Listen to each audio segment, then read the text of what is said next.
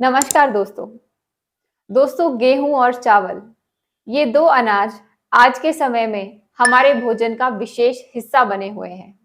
लेकिन अब धीरे-धीरे ये तथ्य सामने आ रहे हैं कि इनके कारण शरीर में बहुत से डिसऑर्डर बन रहे हैं। इसी कारण इनको कम खाने की सलाह दी जा रही है। आज की वीडियो में आप जानेंगे उन 5 मुख्य कारणों को कि क्यों हमें ये अनाज कम खाने चाहिए या फिर बंद ही कर देने चाहिए। इस पर बात करने के लिए एक बार फिर से हमारे साथ हैं फिटनेस एक्सपर्ट श्री धर्मजीत सिंह जी। तो आइए उनसे बात करते हैं और जानते हैं।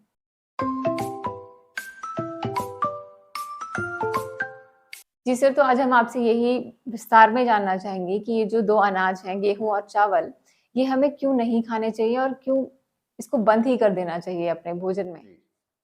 सबसे पहले तो सभी देखने सुनने वालों को सत श्री अकाल, नमस्कार।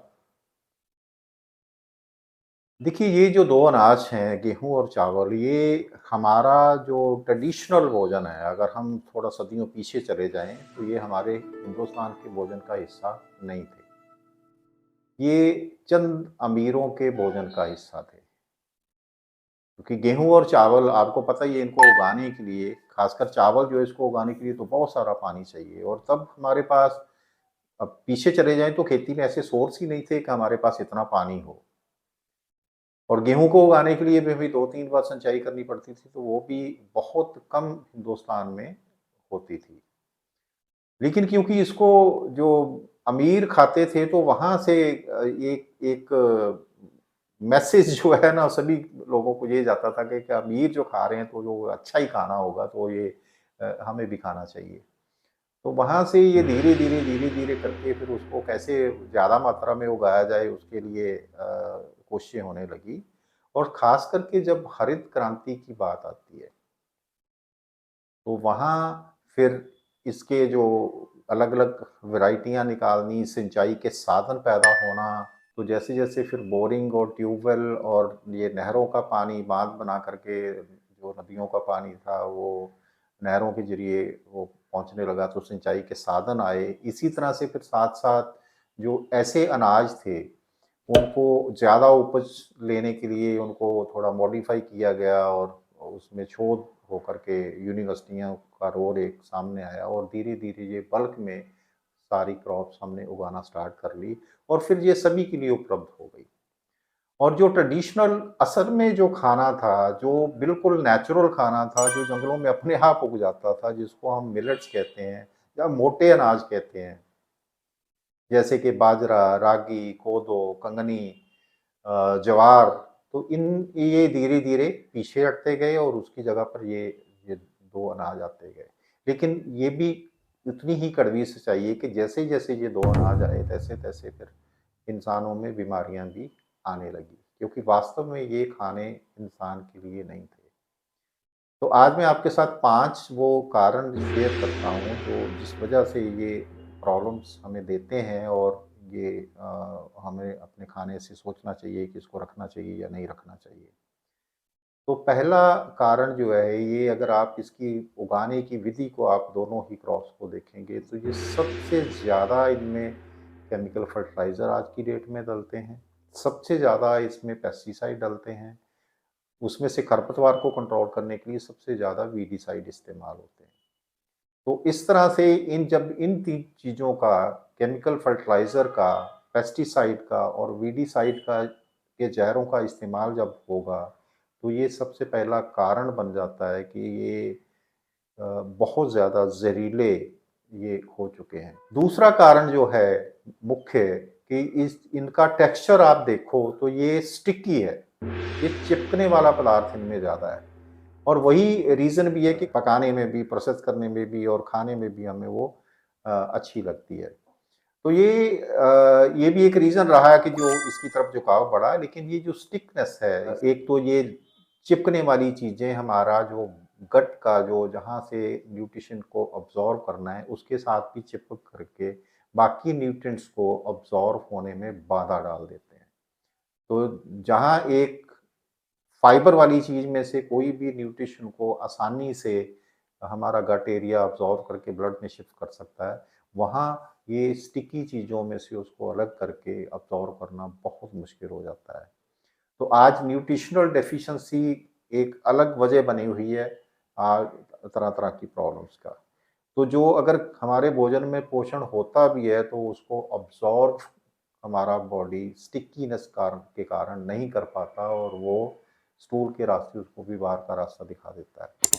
तो न्यूट्रिशनल डेफिशिएंसी का भी बड़ा कारण ये दोनों चीज़ें इनकी इनके जो चिपचिपा पदार्थ हैं वो बनते हैं, इसलिए भी ये पोषण के लिए सही नहीं है।